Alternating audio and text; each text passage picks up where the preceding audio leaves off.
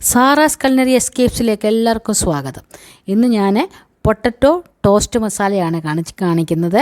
400 gram കിഴങ്ങ് കഴുകി കഷ്ണങ്ങൾ, ഈ കഷ്ണങ്ങൾ ഇതുപോലെ കഷ്ണങ്ങളാക്കി വെള്ളത്തിലിട്ടിട്ടുണ്ട്.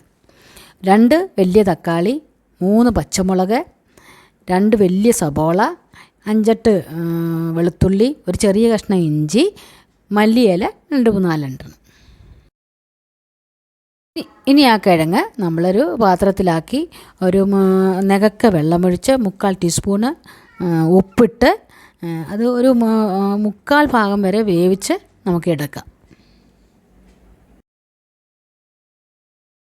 കിഴങ്ങാണ് വേഗം 1-2 തിള വരുമ്പോഴത്തേക്ക് നമ്മുടെ കിഴങ്ങ് വേഗം.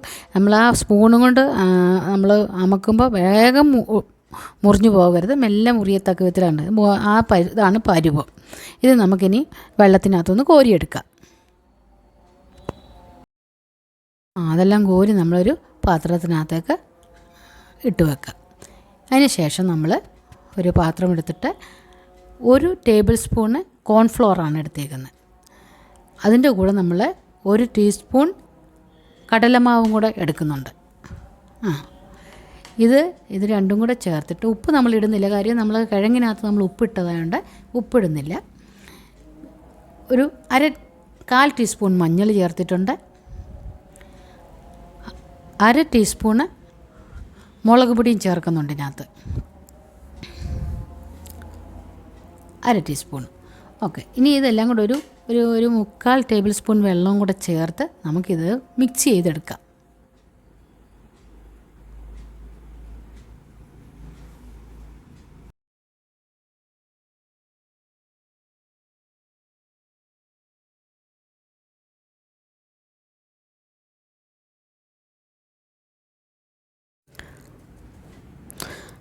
ഇനി നമ്മൾ ആ പുഴുങ്ങി വെച്ച ആ കിഴങ്ങിൻ്റെ പീസുകൾ അതിനകത്തിട്ട് മിക്സ് ചെയ്യാം. അതായത് ഒരു കോട്ടിങ് പോലെ നമ്മൾ ചേർക്കുന്നുള്ളൂ, അല്ലാതെ വേറെ ഒന്നുമില്ല. ആ കിഴങ്ങിനൊരു കോട്ടിങ് അത്ര തന്നെ. അങ്ങനെ അത് നമുക്ക് മിക്സ് ചെയ്തെടുക്കാം. നമ്മൾ പാൻ വെച്ചിട്ടുണ്ട്. പാനിന് ആവശ്യമായ എണ്ണ ഒരു 4 ടേബിൾ സ്പൂണ് എണ്ണ ഒഴിച്ചിട്ട് അതിനകത്തോട്ട് നമ്മളിത് ഈ കിഴങ്ങിൻ്റെ പീസുകൾ അതിനകത്തോട്ട് പെറുക്കി ഇടാം. ഇതിനകത്ത് ഇപ്പം അതിനകത്ത് മസാലയായിട്ട് കിടക്കുന്നില്ല, കിഴങ്ങിൽ ആ കോട്ടിങ് പിടിച്ചിട്ടുണ്ട്. ഇനി ഞാനിവിടെ മൊത്തം ഒരു പ്രാവശ്യം കൊണ്ട് വറുത്തെടുക്കുകയാണ്. നിങ്ങൾക്കിനിയും 2ആയിട്ട് വറുത്തെടുക്കാം. കിഴങ്ങായതുകൊണ്ട് നമുക്ക് ഒന്നിച്ചിങ്ങ് വറുത്തെടുക്കാം, കുഴപ്പമുള്ള കാര്യമൊന്നുമല്ല. മെല്ലെ നമ്മൾ തവിയിട്ട് കുത്തിയൊന്നും ഇളക്കരുത്, മെല്ലെ അതൊന്ന് ഇളക്കി എണ്ണയിലോട്ടാക്കി കൊടുത്താച്ചാൽ മതി. കാര്യം നമുക്ക് എണ്ണ അധികം വേസ്റ്റ് ആകാതെ നമുക്കത് വറുത്തെടുക്കാൻ പറ്റും. അതിങ്ങനെ മെല്ലെ അവിടെ ഇട്ടിട്ട് ഇനിയും അത് കുറേശ്ശെ ആദ്യം നല്ല ഫുൾ ഫ്ലെയിമിൽ നമ്മൾ തീ ഉണ്ടായിരിക്കണം. അപ്പോൾ കാര്യം കോട്ടിങ് എണ്ണയ്ക്കകത്ത് കിടന്ന് തീ കുറച്ച് വെച്ചാൽ പാനയിൽ ആ കോട്ടിങ് പിടിക്കും. അതുകൊണ്ട് ഫുൾ ഫ്ലെയിമിൽ വെക്കണം. ഇവിടെ നമ്മൾ ഒരുവിധമായിട്ടുണ്ടാകുമ്പോൾ നമ്മളത് മറിച്ചിട്ട് കൊടുക്കണം. പിന്നെ മറിച്ചിട്ട് കഴിഞ്ഞ് കൊടുത്തതിന് ശേഷം പിന്നെ നമ്മൾ മെല്ലെ അങ്ങോട്ടും ഇങ്ങോട്ടും ഫ്രൈ ചെയ്യുന്ന പോലെ ആക്കിയാൽ മതി. ഇത് കൂടുതലുള്ളത് കൊണ്ടാണ്, നിങ്ങൾ കുറേശ്ശെ ഇടുന്നെങ്കിൽ കുഴപ്പമില്ല. അപ്പോൾ അത് പുഴുങ്ങിയ കിഴങ്ങായതുകൊണ്ടാണ് അത് പൊടിഞ്ഞു പോകാൻ സാധ്യതയുണ്ട്. അതുകൊണ്ടാണ് ഈ മെല്ലെ ചെയ്യണമെന്ന് പറയുന്നത്. നല്ല സൂപ്പറായിട്ട് കിട്ടും, ഇങ്ങനെ ചെയ്താൽ മതി, സൂപ്പറായിട്ട് കിട്ടും, കുഴപ്പമൊന്നുമില്ല. ഇവിടെ നമ്മുടെ പൊട്ടാറ്റോ ടോസ് ഏതാണ്ട് നന്നായിട്ട് വറവായിട്ടുണ്ട്. ഈ പരുവത്തിൽ നമുക്ക് കോരിയെടുക്കാം. ഇത് പിള്ളേർക്ക് സ്നാക്സായിട്ട് ഉപയോഗിക്കാനും ലഞ്ച് ബോക്സിന് കൊടുത്തു വിടാനും ഒക്കെ പറ്റും. നല്ല ടേസ്റ്റുണ്ട്.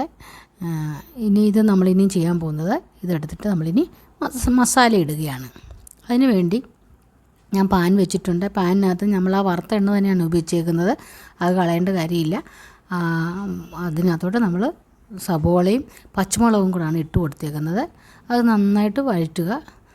സബോള ഒരുവിധം നന്നായി വഴന്ന് കഴിയുമ്പോഴാണ് നമ്മളിനി ആ ഇഞ്ചിയും വെളുത്തുള്ളിയും കൂടെ നന്നായിട്ട് ചതച്ചെടുത്തിട്ടുണ്ട്, അതും ഇതിനകത്തിട്ട് നന്നായിട്ട് മൂപ്പിച്ചെടുക്കണം. ഇഞ്ചിയും വെളുത്തുള്ളിയും ചതച്ചിടുന്നതാണ് നല്ലത്. കാര്യം നമ്മൾ പേസ്റ്റ് ആകുമ്പോൾ പിന്നെ അത് നന്നായിട്ട് മൂക്കണം, അതിന് വെള്ളാംശം ഉള്ളതുകൊണ്ട് ബുദ്ധിമുട്ടാവും. ഇതാണ് നല്ലത്. ഇപ്പം നോക്കിയാൽ നമ്മുടെ വെളുത്തുള്ളിയും ഇഞ്ചിയൊക്കെ നന്നായിട്ട് മൂത്തിട്ടുണ്ട്. ഈ സമയത്ത് നമുക്ക് ബാക്കിയുള്ള മസാലകളും കൂടെ ഇട്ട് കൊടുക്കാം.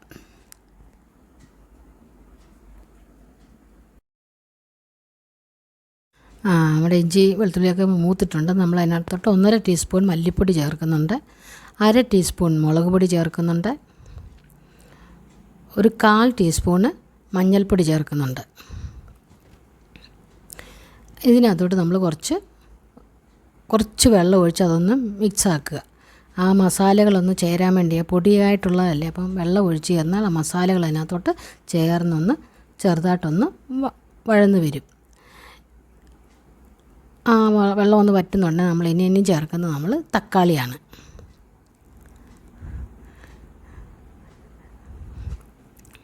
തക്കാളി ചേർത്തിട്ട് ഒന്ന് ഇളക്കി മിക്സ് ചെയ്തതിന് ശേഷം നമ്മൾ 1 ടീസ്പൂണ് ഗരം മസാലപ്പൊടി ചേർക്കുന്നുണ്ട്. അത് നിങ്ങളുടെ കയ്യിലുള്ള ഏത് മസാലപ്പൊടിയാണെന്ന് വെച്ചാൽ അത് ചേർത്താൽ മതി. ബിരിയാണി മസാല ആണെങ്കിലും കുഴപ്പമൊന്നുമില്ല. അതാണ് ടേസ്റ്റ്, ഇച്ചിരി ടേസ്റ്റ് ഉണ്ടാവും, അത് ചേർക്കുക. പിന്നെ നമ്മളിതിനകത്ത് കുറച്ച് വെള്ളമൊക്കെ ഒഴിച്ചു കൊടുത്ത് ആ തക്കാളി മസാലയും എല്ലാം കൂടെ ചേർന്ന് വെന്തുടയണം.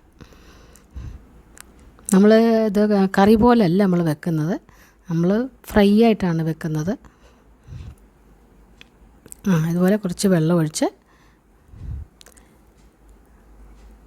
ആ തക്കാളി അതിനകത്ത് വെന്തുടയാൻ വേണ്ടിയാണ്. അതിന് ശേഷം കുറച്ച് നേരം അടച്ച് വെച്ച് വേവിക്കുക. മസാലയും തക്കാളിയും എല്ലാം വെന്തുടഞ്ഞ് അതിൽ ചേരണം.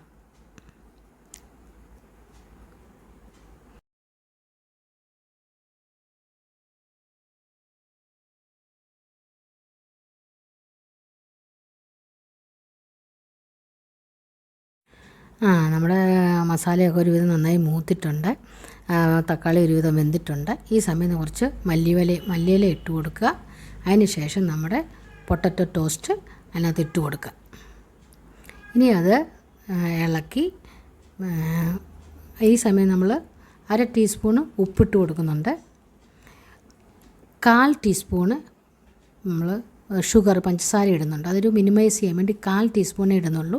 1/2 ടീസ്പൂൺ ഉപ്പും 1/4 ടീസ്പൂണ് പഞ്ചസാരയും ചേർക്കുന്നുണ്ട്. ഇനി അത് നമ്മൾ അടച്ചൊന്ന് ആവി കയറട്ടെ, ആ മസാലയും ഉപ്പും അതെല്ലാം കൂടെ ഒന്ന് പിടിക്കട്ടെ നമ്മുടെ പൊട്ടറ്റോ ടോസ്റ്റല്ലേ.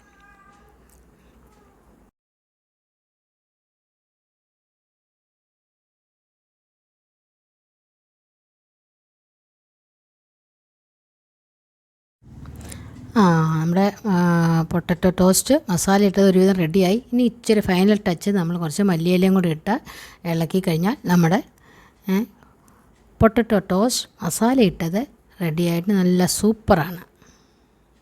ഇതെല്ലാവർക്കും ഇഷ്ടപ്പെടും, അതുകൊണ്ട് എല്ലാവരും ഒന്ന് ട്രൈ ചെയ്യണം. നിങ്ങളുടെ വലിയൊരു അഭിപ്രായങ്ങൾ കമൻറ്റ് ചെയ്യാൻ മറക്കരുത്. ലൈക്കും സബ്സ്ക്രൈബും ഷെയറും ചെയ്ത് എന്നെ സഹായിക്കുക. Thank you for watching.